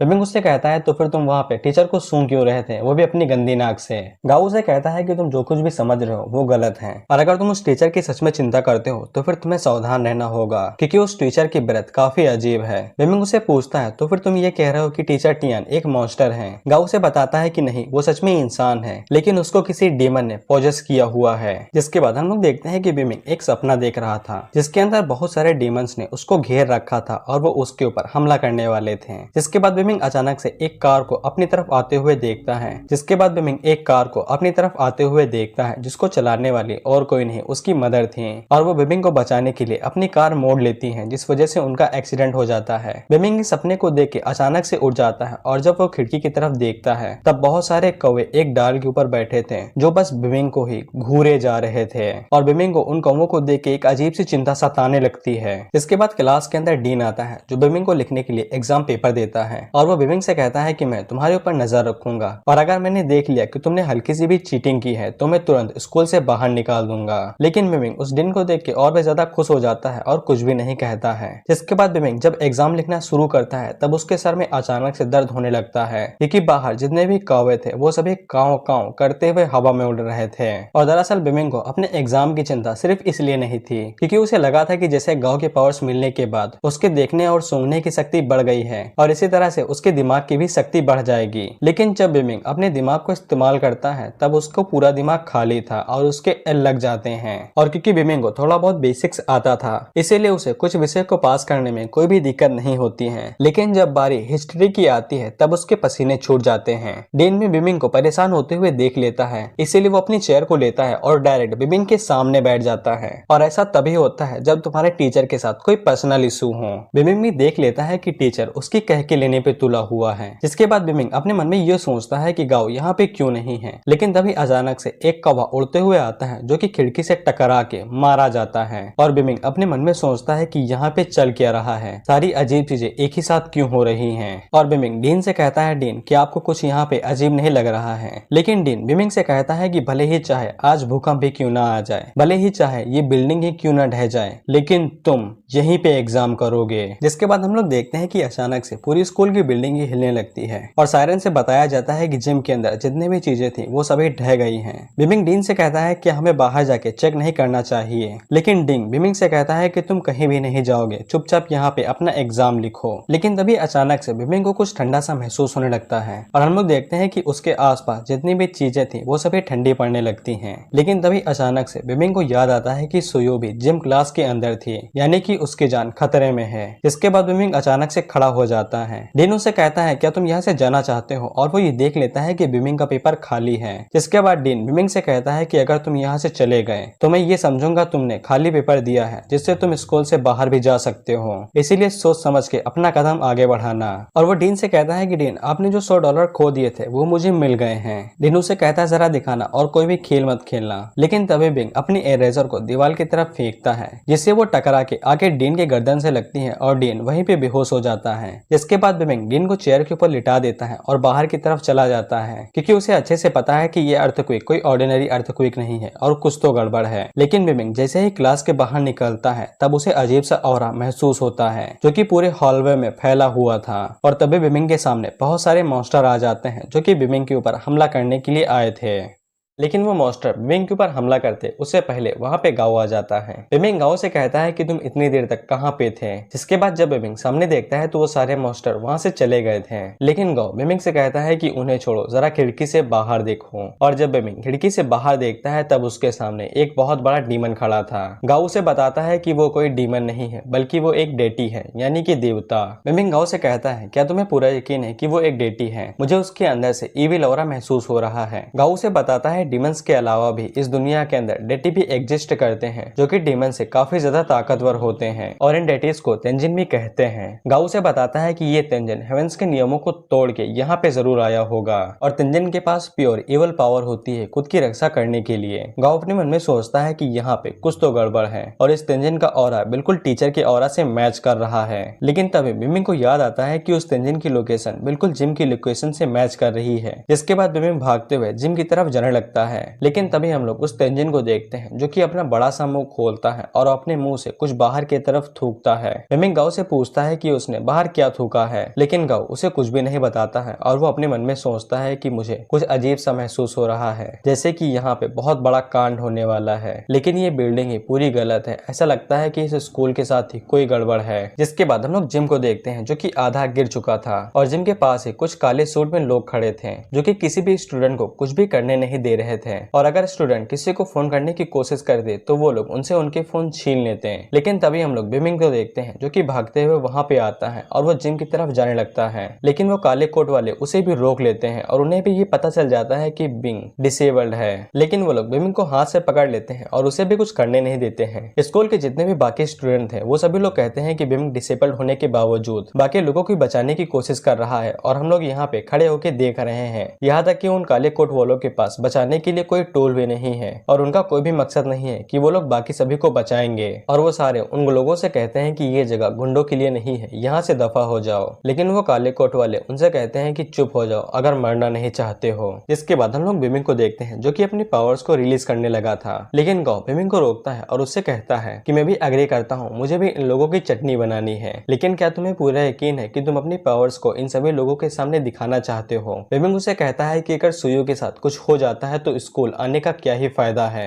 इसके बाद बिमिंग वहां पे अपनी पावर्स को रिलीज करता है जिससे वहां पे धमाका होता है। इसके बाद बिमिंग सुयू को बचाने के लिए वहां से आगे बढ़ने लगता है और जो भी काला वाला बंदा उसके रास्ते के बीच में आता है तो बिमिंग उसे हर बार नॉकआउट करते चला जाता है। जिसके बाद हम लोग देखते हैं कि वो लोग अपने पास से गन बाहर निकाल लेते हैं, लेकिन उसका साथी उसे गन यूज करने से मना कर देता है और उससे कहता है कि अगर गोली किसी और बच्चे को लग गई तो क्या तुम इसकी जिम्मेदारी लोगे? तो फिर वो बंदा अपने पास एक टीजर बाहर निकाल लेता है। जिसके बाद वो बिमिंग उसके सामने आता है तो वो बिमिंग के ऊपर टीजर से अटैक कर देता है, लेकिन टीजर का बिमिंग के ऊपर जरा भी असर नहीं होता है। जिसके बाद बिमिंग उन दोनों को ही नॉकआउट कर देता है और जिम की तरफ चला जाता है। जिसके बाद बिमिंग गाओ से सिचुएशन के बारे में पूछता है। गाओ से बताता है कि ज्यादा दिक्कत नहीं है, बहुत से बच्चे नीचे दबे हुए हैं जिनको चोटें आई हैं, लेकिन उनकी हालत इतनी ज्यादा खराब नहीं है और उससे ज्यादा चिंता मुझे इस एवल ऑरा के बारे में हो रही है जो यहाँ से निकल रहा है। बिमिंग उसे कहता है कि हमें सबसे पहले उनकी रक्षा करनी चाहिए, एविल ऑरा को हम लोग बाद में देख लेंगे। जिसके बाद बिमिंग सेंस करने की कोशिश करता है कि सभी बच्चे कहाँ पे दबे हुए हैं और बिमिंग को इसके बारे में पता भी चल जाता है। जिसके बाद बिमिंग वहाँ पे जाता है और पत्थर को हटा के जमीन को खोदने लगता है। जिसके बाद बिमिंग को वो पत्थर मिल जाता है जिसके नीचे सुयू दबी हुई थी। जिसके बाद बिमिंग अपनी पूरी जान लगा के उस पत्थर को उठाने की कोशिश करता है। गाओ अपने मन में सोचता है कि ये लड़का अपनी पूरी कोशिश कर रहा है जबकि वो पत्थर कम से कम 10 टन से कम नहीं होगा, लेकिन बिमिंग फिर भी अपनी पूरी जान लगा के उस पत्थर को उठा देता है जिसके नीचे सुयू दबी हुई थी। सुयू जैसे ही देखती है कि बिमिंग उसे बचाने के लिए आया है तो वो काफी खुश हो जाती है। बिमिंग सुयू से कहता है कि चिंता न करो, मैं आ गया हूँ तुम्हारी रक्षा करने के लिए। इसके बाद हम लोग देखते हैं कि स्कूल में एम्बुलेंस और प्रिंसिपल दोनों आ गए थे। एक बंदा उनसे पूछता है कि आप यहाँ पे क्यों आ गए, आप तो मीटिंग में गए थे ना। प्रिंसिपल उससे कहते हैं कि यहाँ पे इतना कुछ हो गया है तो मैं कैसे मीटिंग को कंटिन्यू कर सकता था। जिसके बाद हम लोग देखते हैं कि बिमिंग सबको बचा के बाहर ले आया था, लेकिन कुछ लोगों को इसके ऊपर विश्वास ही नहीं हो रहा था और वो कहते हैं कि बिमिंग तो हैंडीकैप था ना, वो सही से चल भी नहीं सकता है तो वो कैसे उन्हें बचा सकता है। लेकिन कुछ लोग ये भी कहते हैं कि वो उन्हें बचाने के लिए सीधा उनकी तरफ भागते हुए गया था, इसीलिए हम लोगों को उसकी बहादुरी के लिए कम से कम उसकी तारीफ तो करनी चाहिए। जिसके बाद प्रिंसिपल भी विमिंग की तारीफ करता है और उससे कहता है कि तुम्हारी मदद के लिए शुक्रिया। लेकिन विमिंग कहता है कि मैंने ज्यादा कुछ भी नहीं किया है, बस लोगों को हाथ ही तो दिया था। जिसके बाद हम लोग देखते हैं कि सुयू ने विमिंग से पूछा था कि ये सब कुछ तुम्हारी पावर्स की वजह से हो रहा है, लेकिन विमिंग ने उसे ये कहते हुए मना कर दिया था कि अभी टाइम नहीं है ये सब कुछ एक्सप्लेन करने का, और मैं ये भी नहीं चाहता हूँ कि मेरी पावर्स को बाकी सभी लोगों के बारे में पता चले, नहीं तो इससे वो लोग भी खतरे में आ सकते हैं। इसके बाद सुयू भी समझ जाती है कि विमिंग के पास कोई ना कोई रीजन होगा कि विमिंग अपनी पावर्स के बारे में किसी को नहीं बता रहा है, इसीलिए वो फैसला करती है कि वो विमिंग से इसके बारे में और कुछ भी नहीं पूछेगी। इसके बाद प्रिंसिपल बाकी सभी स्टूडेंट से कहता है कि हमें विमिंग के लिए ताली बजानी चाहिए क्योंकि उसने इतनी बहादुरी का काम किया है। जिसके बाद सभी स्टूडेंट विमिंग के लिए ताली बजाने लगते हैं और फिर प्रिंसिपल उन लोगों को बताता है कि ये बिल्डिंग इसलिए गिरी होगी क्योंकि कंस्ट्रक्शन में कोई कमी आ गई होगी, लेकिन यहाँ पे ज्यादा दिक्कतें नहीं हुई है और हमें कोई भी भुगतान नहीं करना है, इसीलिए सब कुछ बिल्कुल ठीक है। जिसके बाद वहाँ पे दूसरा प्रिंसिपल आता है जो कि वाइस प्रिंसिपल होगा और वो बाकी स्टूडेंट से कहता है कि यहाँ पे कुछ भी नहीं हुआ है, इसीलिए तुम सभी अपनी क्लासेस में जा सकते हो। लेकिन तभी हम लोग गाओ को देखते हैं जो कि प्रिंसिपल को काफी अच्छे से देख रहा था क्योंकि प्रिंसिपल के अंदर से भी वही ऑरा बाहर निकल रहा था जैसा टीचर टियान के अंदर से निकल रहा था। और गाओ अपने मन में सोचता है कि इस स्कूल के साथ सच में कुछ गड़बड़ है और यहाँ पे अभी भी कुछ ऐसे राज छुपे हुए हैं जिनके बारे में कोई भी नहीं जानता है, लेकिन मुझे इससे क्या ही फर्क पड़ता है, मैं इस एवल ऑरा का इस्तेमाल करके अपनी पावर्स को बढ़ा सकता हूँ और अपनी कुछ और नई एबिलिटीज को भी अनलॉक कर सकता हूँ। फिर हम लोग देखते हैं कि सुयू हॉस्पिटल जाने की जगह पे बाकी स्टूडेंट की मदद कर रही थी। तभी विमिंग उसके पास भागते हुए आता है और वो उससे कहता है कि तुम्हें हॉस्पिटल जाना चाहिए, तुम लोगों की मदद क्यों कर रही हो। इसके बाद हम लोग देखते हैं कि सुयू की दोस्त उससे कहती है कि मुझे तुमसे जलन हो रही है क्योंकि तुम्हारे पास एक ऐसा बचपन का दोस्त है जो तुम्हारी इतनी चिंता करता है, और वो सुयू से पूछती है कि तुम दोनों का रिलेशनशिप किस हद तक आगे बढ़ा है। सुयू शर्माते हुए पूछती है कि तुम किस रिलेशन के बारे में बात कर रही हो। इसके बाद विमिंग सुयू से पूछता है कि तुम्हारा चेहरा इतना लाल क्यों है। सुयू अपने मन में सोचती है कि विमिंग सच में मेरे लिए बहुत चिंता करता है, लेकिन उसकी ये फीलिंग भाई बहन के प्यार से काफी ज्यादा है, भले ही हम लोग एक साथ बड़े हुए हैं और मेरे लिए इतना ही काफी है। और सुयू विमिंग से कहती है कि कुछ भी नहीं हुआ है। तभी वहाँ पे गाओ आता है जो विमिंग से कहता है लड़के तुम इतनी शांति से कैसे खड़े हो सकते हो, क्या तुम भूल गए हो कि तेंजिन ने वहाँ पे क्या थूका था। जिसके बाद विमिंग थोड़ा सा सोच के बताता है कि वो शायद मॉन्स्टर हो सकते हैं। गाओ से कहता है कि तुमने सही गेस किया है और मुझे अभी नहीं पता है कि उन लोगों का मकसद क्या है, लेकिन शायद इससे बाकी लोगों की जान को खतरा हो सकता है। विमिंग उसे कहता है कि तुमने मुझे इसके बारे में पहले क्यों नहीं बताया। जिसके बाद विमिंग सुयू से कहता है कि तुम हॉस्पिटल जाओ और मैं बाकी लोगों की रक्षा करने जा रहा हूँ। गाओ अपने मन में सोचता है कि इंसानों की फीलिंग्स ही उनकी कमजोरी होती हैं, जैसे कि न्याय, तुलना करना, ये सभी उनकी कमजोरी है और मुझे इस बात को अच्छे से याद करना चाहिए क्योंकि समय आने पे मैं इनका इस्तेमाल अच्छे से कर सकता हूँ। जिसके बाद हम लोग बिल्डिंग के ऊपर उसी लड़की को देखते हैं जिसको देख के गाओ और बिमिंग दोनों फिसल गए थे और वो लड़की कहती है बिमिंग हाँ। जिसके बाद हम लोग एक कपल को देखते हैं जो कि अभी भी रोमांस कर रहे थे। उधर बिल्डिंग गिर गई है लेकिन इनका अभी भी चालू है। जिसके बाद उस लड़की को थोड़ा सा वॉशरूम जाना था तो वो वहां से चली जाती है और वो लड़का कहता है कि लिली सच में क्यूट है और इससे अच्छी बात क्या हो सकती है कि मैं उसे डेट कर रहा हूँ। लेकिन हम लोग देखते हैं कि लिली को वापस आने में काफी टाइम हो गया था, इसीलिए वो लड़का लिली के पीछे जाता है और उससे कहता है क्या तुम चाहती हो कि मैं वहां आके तुम्हारी मदद करूं, तुम्हें किस करूं।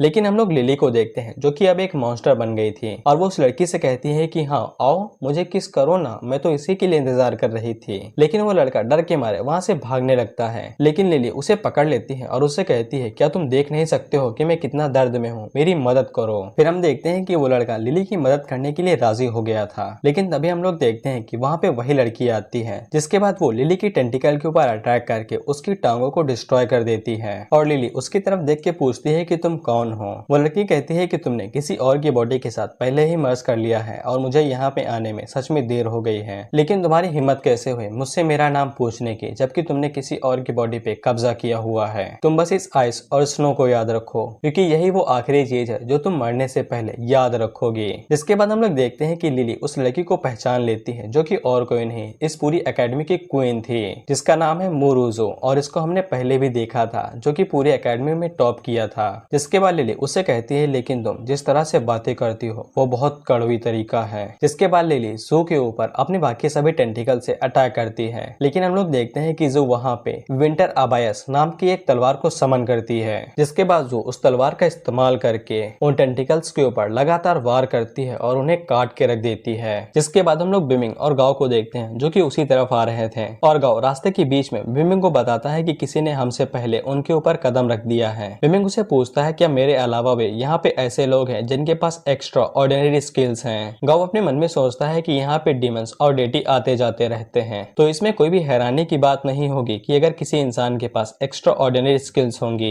लेकिन मेन पॉइंट ये है क्या वो पर्सन हमारा दोस्त है या फिर हमारा दुश्मन है। बिमिंग उसे कहता है कि इससे कोई फर्क नहीं पड़ता है कि वो हमारा दुश्मन हो या एनिमी, जब तक हमारा एम सेम है तो फिर हम उससे बात कर सकते हैं। जिसके बाद बिमिंग जब वहाँ पे पहुंचता है तब तक जू ने पहले ही इस लिली को मार के रख दिया था और बिमिंग उसे देख के काफी हैरान हो गया था और उससे पूछता है कि तुम कौन हो। गाओ उसे कहता है क्या लड़के तुम पहले ही भूल गए हो कि तुमने क्या नजारा देखा था। जो बिमिंग से कहती है तुम्हारे अंदर से डीमन की महक आ रही है और मैंने ये भी देखा था कि तुमने कैसे दूसरे लोगों की मदद की, इसीलिए मैं तुम्हें यहाँ से जाने देना चाहती थी, लेकिन तुमने मेरी सीक्रेट का पता लगा लिया है, इसीलिए तुम्हें यहीं पे मरना पड़ेगा। जिसके बाद जो अपनी शॉट के साथ बिमिंग के ऊपर अटैक कर देती है। लेकिन चौंकाने वाली बात यह थी कि बिमिंग उसके हर एक अटैक को डॉज करता चला जाता है, जिससे जू काफी हैरान हो जाती है। जिसके बाद जू को बिमिंग का वीक पॉइंट मिल जाता है और वो बिमिंग के सीने के ऊपर अटैक कर देती है। लेकिन जब धुआं हटता है तब हम लोग देखते हैं कि बिमिंग ने अपने दाहिने हाथ से उसकी शॉट को रोक लिया था। जिसके बाद बिमिंग उसकी आईडी भी चुरा लेता है और उसका नाम वाम पढ़ के उसे बताने लगता है, जिससे जू काफी हैरान हो जाती है क्योंकि बिमिंग ने जब आईडी चुराई तब जू को इसके बारे में पता ही नहीं लगा,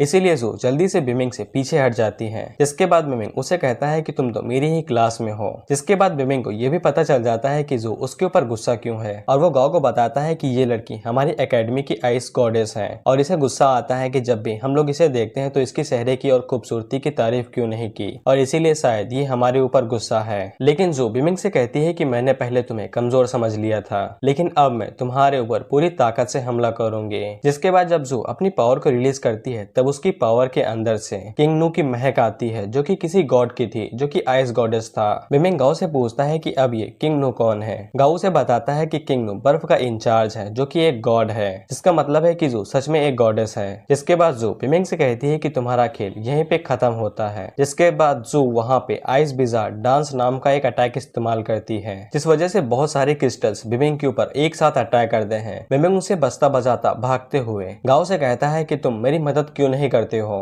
लेकिन गाओ अपने मन के अंदर सोचता है तिनजिन का यहाँ पे आना, इंसानों के पास डिवाइन पावर होना, इंसानी दुनिया तो सच में काफी खतरनाक है और अगर मेरे पास सच में इनके बारे में इंफॉर्मेशन ना होती तो मैं सच में काफी बड़े डिसएडवांटेज में आ सकता था। लेकिन हम बिमिंग को देखते हैं जो भी अभी भी भाग रहा था। गाओ से कहता है कि लड़के भाग क्यों रहे हो, जाओ और जाकर उसके ऊपर अटैक क्यों नहीं करते हो। लेकिन हम बिमिंग को देखते हैं जो कि बचते बचाते बिल्डिंग के ऊपर चढ़ जाता है और विली मारते हुए कहता है क्या तुम्हें नहीं पता है कि लड़कियों के लिए मेरे दिल में सॉफ्ट कॉर्नर है। लेकिन जो बिमिंग से कहती है कि तुम कमजोर हो, चलो देखते हैं कि तुम कब तक डॉज कर सकते हो। लेकिन बिमिंग उससे कहता है कि तुम कुछ गलत समझ रहे हो। जिसके बाद बिमिंग उन सभी क्रिस्टल्स के ऊपर लात मारता है तो वो आके जू के पास टकराते हैं। जिसके बाद बिमिंग उसके सारे क्रिस्टल्स को डिस्ट्रॉय करते हुए वुश करके जू के सामने आ जाता है और उससे कहता है कि तुमने कुछ गलत समझ लिया है, दरअसल मैं भी यहाँ पे उस डीमन से पीछा छुड़ाने के लिए ही आया था और रही बात मेरे डीमन पावर की तो तुम्हारे पास भी कोई एबिलिटी है, इसीलिए ये हम दोनों का ही सीक्रेट हुआ, चलो इस बात को यहीं पे रफा दफा करते हैं। लेकिन जो बिमिंग के ऊपर शॉर्ट से अटैक कर देती है, लेकिन बिमिंग उसके अटैक को फिर से डॉज कर लेता है। जो उसके ऊपर फिर से अटैक करती है कि तभी वहाँ पे एक और डीमन आ जाता है जिसको पहले जू ने मारा था और वो डीमन जू से कहता है कि तुम लोग तो सच में यहाँ पे हंटर वंटर कर रहे हो, लेकिन मैं तुम लोगों को अपने रास्ते के बीच में आने नहीं दे सकता हूँ। और जो उसे देख के काफी हैरान हो जाती है क्योंकि उसने पहले उसे मार दिया था। जिसके बाद बिमिंग कहता है आज का दिन ही खराब है, पता नहीं मैं क्यों इतने सारे डेटी से बार बार मिल रहा हूँ। लेकिन गाओ उस डेटी के बारे में जानता था और वो बिमिंग को बताता है कि ये नागा है जिसको गार्डियन किंग गुरुपसा के बर्थडे के दौरान। लेकिन गो इतना कहते हुए रुक जाता है और अपने मन में सोचता है कि ऐसा लगता है कि ये सांप से ड्रैगन में इवॉल्व हो गया है, लेकिन इसका सर कहाँ पे चला गया। लेकिन हम जू को देखते हैं जो कि कहती है चाहे डीमन हो या फिर डेटी, जो कोई भी इंसानी दुनिया को चोट पहुंचाने की कोशिश करेगा उसे मरना पड़ेगा। जिसके बाद जो उस डेटी के ऊपर अपनी शॉर्ट से अटैक करती है, लेकिन इस बार जो की स्वॉर्ड टूट जाती है क्योंकि उसके स्किल काफी ज्यादा मजबूत थे। जिसके बाद वो डेटी जू के ऊपर अपनी पूंछ से अटैक करता है। जो अपने आगे एक शील्ड तो बना लेती है, लेकिन इसके बावजूद वो शील्ड टूट जाती है और जो को गहरी चोट लगती है। जो अपने मन में सोचती है कि जो डिवाइन पावर की ताकत है क्या वो मेरी एबिलिटी में इतनी ही रहेगी। अगर ये सब कुछ ऐसा ही जाता है तो मैं अपनी बहन के साथ कॉम्पीट कैसे करूंगी। लेकिन हम देखते हैं कि बिमिंग उड़ते हुए जाता है और वो जू को गोद में पकड़ लेता है और उससे कहता है कि गॉडेस इस तरह से गुस्सा मत करिए, इस जैसी लड़ाई को हम जैसे लड़कों पे छोड़ दीजिए। लेकिन जू शर्माते हुए बिमिंग से कहती है कि मुझे नीचे उतार दो और मैं इस बार तुम्हें ये करने दे रही हूँ। इसके बाद बिमिंग गाओ से कहता है कि अब लड़ने की हमारी बारी है। जिसके बाद वो भागते हुए डेटी की तरफ जाने लगता है, लेकिन तभी उसका पैर फिसलता है और वो जमीन में गिर जाता है और खसकते हुए डेटी के पास जाके गिरता है, जिससे जू और गाओ दोनों ही अपने चेहरे पे हाथ रख लेते हैं। लेकिन बिमिंग फिर से खड़ा होता है और कहता है कि ये गलती से हो गया था। जिसके बाद बिमिंग उस ड्रैगन की पूंछ को पकड़ता है और उसे इधर उधर पटकने लगता है और बिमिंग की ताकत को देख के जू भी काफी हैरान हो जाती है। जिसके बाद बिमिंग उस डेटी को पूंछ से पकड़ के गोल गोल नचाने लगता है और उसको इतनी तेज नचाता है कि वो हवा में उड़ जाता है। जिसके बाद बिमिंग जू से कहता है कि अब आपकी बारी, और हम लोग देखते हैं कि जू वहाँ पे एक पावरफुल स्पेल का इस्तेमाल करती है जिसका नाम था प्रिजन ऑफ एक्सटर्नल फोर्ट, जिससे वो डेटी आसमान में ही जम जाता है। यहाँ तक कि गाओ भी ये देख के काफी हैरान हो गया था कि जू ने सच में गॉड किंग नू की ताकत का इस्तेमाल किया। जिसके बाद वो डेटी नीचे आके गिरता है और बिमिंग जू से पूछता है कि हम लोग इसको ऐसे ही छोड़ देंगे या फिर हम लोग इसका स्कूल में स्कल्पचर की तरह इस्तेमाल करेंगे। जू उसे कहती है कि यहाँ पे अभी बाकी लोग आएंगे जो इसे संभाल लेंगे। जिसके बाद बिमिंग जू से कहता है कि अब मैटर सुलझ गया है तो हम लोग छोटी सी बात कर सकते हैं। लेकिन जू बिमिंग से कहती है कि तुम बस एक छोटे से डीमन हो, मेरी आंखों से दफा हो जाओ, मैं तुम्हारी इस बार जान बख्शे दे रही हूँ। बिमिंग गाओ से कहता है कि पता नहीं सारी गॉडेस हमेशा सुंदरे क्यों होती हैं। गाओ से बताता है क्योंकि सुंदरे दिखाना काफी ज्यादा अच्छा लगता होगा उन्हें। लेकिन तभी वो लोग देखते हैं कि वो डेटी एक्सटर्नल प्रिजन से आजाद हो जाता है। जिसके बाद वो जू के ऊपर अटैक करता है, लेकिन बिमिंग एंड मौके पे जू को साइड में कर देता है, जिससे वो टेंटिकल बिमिंग के सीने के आर पार हो जाता है। जिसके बाद बिमिंग उस टेंटिकल को अपने सीने से बाहर निकालता है और वो जू से कहता है कि आप यहाँ से जल्दी से चली जाइए, इसके साथ सच में कुछ तो गड़बड़ है। जिसके बाद हम लोग देखते हैं कि उस डेटी में से एक छोटी सी बॉडी बाहर निकलती है और वो डेटी कहता है कि ऐसा कहा जाता है कि इंसानी दुनिया में एक छोटा सा शरीर कम से कम सबसे ताकतवर आत्मा को संभाल के रखता है, और अच्छा हुआ कि मैंने समय रहते अपनी सोल को इस छोटी सी बॉडी के अंदर डाल दिया था, नहीं तो मेरी एवल पावर कब का खत्म हो जाती। लेकिन हम लोग बिमिंग को देखते हैं जो कि डायरेक्ट उसके ऊपर पंच मारता है, लेकिन वो डेटी आगे से बिमिंग के पंच को बिना किसी दिक्कत के ब्लॉक कर लेता है और उससे कहता है कि जो डीमन पावर तुम्हारे पास है वो सच में ताकतवर है, लेकिन इसका असर मेरे ऊपर नहीं होगा। जिसके बाद वो डेटी बिमिंग के हाथ को मरोड़ देता है और बिमिंग के ऊपर अपने टेंटिकल्स के साथ पंचेस की बरसात कर देता है और बिमिंग समझ जाता है कि उसके पास इतनी पावर नहीं है कि वो इस डेटी का सामना कर सके। जिसके बाद वो डेटी बिमिंग के ऊपर एक जोरदार पंच मारता है और बिमिंग दूर जाके गिरता है। गाओ भागते हुए बिमिंग के पास आता है तो बिमिंग उसे कहता है कि हम लोग कुछ भी नहीं कर सकते हैं, आज हम लोगों की मौत यहीं पे होगी। गाओ से कहता है लड़के क्या तुम सच में गिव अप करने वाले हो, क्या तुम सच में इस तरह के पर्सन हो। बिमिंग गाओ से कहता है कि मुझे ऐसे ना देखो, मेरी बॉडी की हर एक मसल और हड्डियां टूट गई हैं और मैं हिल भी नहीं सकता हूँ। लेकिन तभी हम लोग देखते हैं कि जू अपनी पावर का इस्तेमाल करके बिमिंग की बॉडी को सील कर देती है, जिससे बिमिंग कुछ देर के लिए जिंदा रह सकता है। और जो बिमिंग से कहती है कि ये बैटल शुरुआत से ही तुम्हारी नहीं थी, इसीलिए बीच में उंगली करना बंद करो जिससे तुम्हारी जान बच सकती है। बिमिंग जू से कहता है गॉडेस आप अपनी जान बेफालतू में मत गवाइए, यहाँ से चुपचाप चली जाइए। लेकिन जू उसे कहती है कि हम मरने के लिए ही पैदा होते हैं, गार्ड ऑफ डेटिस के क्लैन में पैदा होने का मतलब ही यही होता है कि हम लगातार अपनी मौत से हाथ मिलाते रहेंगे।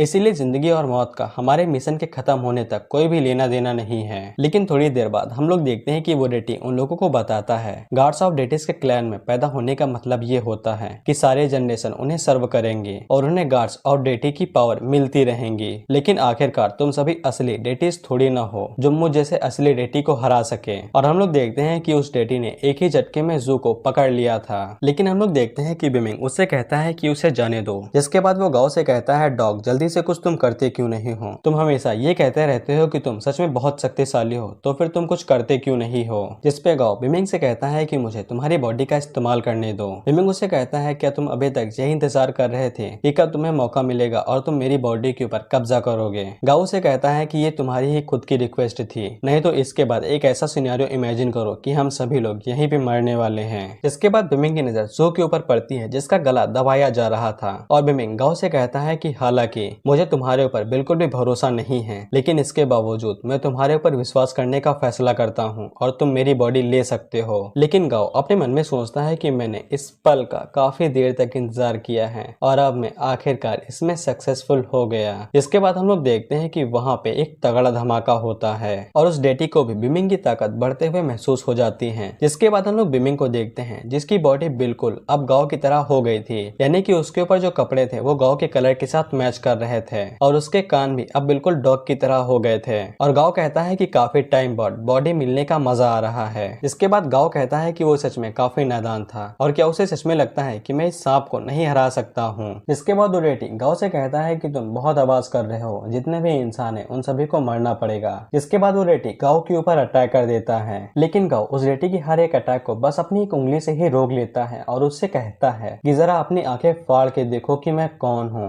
जिसके बाद वो डेटी गांव को पहचान जाता है और उससे कहता है कि बॉस आप तो ये हैं साओ टियान। जिसके बाद गांव उसे कहता है साओ हुआ तुम्हारे साथ हुआ क्या है, पहले तो तुम काफी क्यूट लगा करते थे लेकिन तुम्हारे साथ क्या हो गया है। साओ हुआ उसे बताता है कि सिर्फ ऐसा इसलिए हुआ क्योंकि मैंने आपकी बात नहीं मानी थी और चुपचाप इंसानों की दुनिया में चला आया था, लेकिन हालांकि उन इंसानों ने मुझे हरा दिया और यहाँ तक कि उन्होंने मेरा सिर्फ सर ही नहीं काटा बल्कि मेरी आंखें भी निकाल ली और मुझे जेल में हमेशा के लिए बंद कर दिया। गांव से कहता है क्या तुम्हें इंसानों ने पकड़ लिया था। साओ हुआ गांव को आगे बताता है कि उसे किंग विरूपसा ने रोका हुआ था और जब तक उसके पास रहा था इसीलिए उसकी पावर जो कि स्पिरिचुअल थी वो साओ हुआ की आंखों में चली गई है। इसीलिए इंसानों ने साओ हुआ की आंखों को मैजिकल वेपन की तरह देखा और उनका इस्तेमाल किया। जिसके बाद साओ हुआ गांव से कहता है बॉस क्या आप हमें ज्वाइन नहीं करेंगे, हमें एक साथ मिलकर इस पूरी इंसानी दुनिया को मिटा सकते हैं।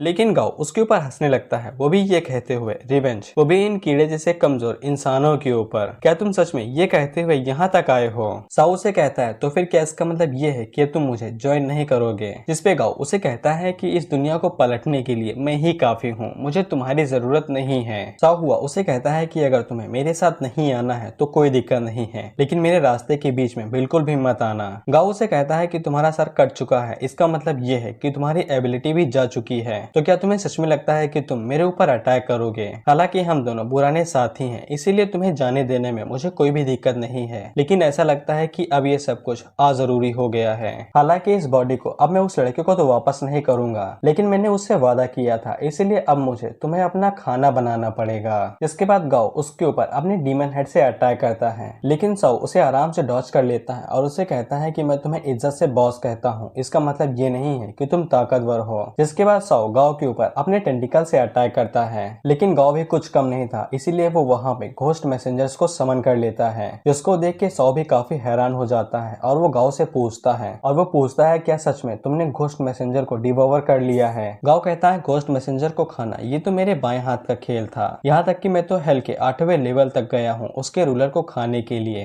और मैं तो हेवन तक भी गया था गॉड और बुद्धा को खाने के लिए। ये सब कुछ सच में डिलीशियस था। लेकिन साओ आगे से अपनी एबिलिटी को यूज करते हुए कहता है कि चलो देखते हैं कि आखिर में कौन किसको खाता है। इसके बाद गाओ वहाँ पे अपने मुंह में एक छोटी सी बॉल बनाता है, जिसको वो साओ के सीने के ऊपर फेंक देता है और हमें पता चलता है कि ये छोटी सी बॉल सन फ्लेम का छोटा सा टुकड़ा है। जिसके बाद हम लोग जू को देखते हैं, जिसको होश आता है तब वो अपने सामने बिमिंग को खड़ा देखती है, जिसका ऑरा पहले से बिल्कुल बदल गया था, जो कि अपने सामने एक खतरनाक डीमन को देख रही थी। इसके बाद हम लोग साओ को देखते हैं, जो अभी भी दर्द में चिल्लाया जा रहा था। इसके बाद गाओ साओ से कहता है चलो ठीक है, मैं तुम्हें टॉर्चर करना बंद करता हूँ और तुम्हारी लाइफ को खत्म करता हूँ। इसके बाद गाओ वहाँ पे जितने भी घोस्ट मैसेंजर थे उन सभी को साओ की तरफ भेजता है और वो सभी उड़ते हुए साओ की तरफ जाते हैं और उसके ऊपर अटैक करते हैं, जिससे वहाँ पे एक तगड़ा धमाका होता है। और अगले सीन में हम लोग देखते हैं कि गाओ के हाथों में एक बॉल थी, जो कि और को नहीं साओ की एनर्जी बॉल थी। इसके बाद गाओ साओ से कहता है कि तुम्हारा रीसेंटमेंट यानी कि नागराजी उसका हिस्सा ये सच में काफी भारी है और हम पुराने साथी थे, तो मैं तुम्हें कम से कम अपनी बॉडी का हिस्सा बनने दे सकता हूँ। इसके बाद गाओ उस बॉल को निगल जाता है और गाओ जैसे ही उसे डिवोर करता है तो उसके अंदर खुशी की लहर फैल जाती है, क्योंकि गाओ ने काफी टाइम बाद इतनी लजीज चीज खाई थी। इसके बाद गाओ कहता है इंसानी दुनिया में चाहे भगवान हो या डेटी कोई भी मेरे सामने टिक नहीं सकता है।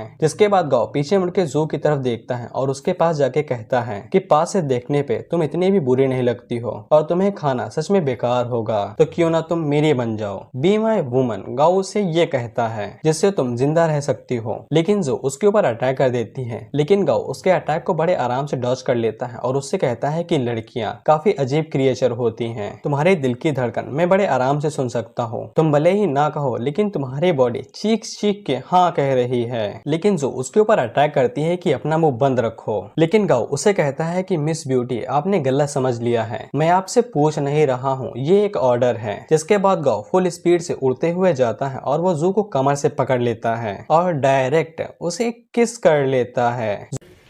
सांप को पाल रहा था।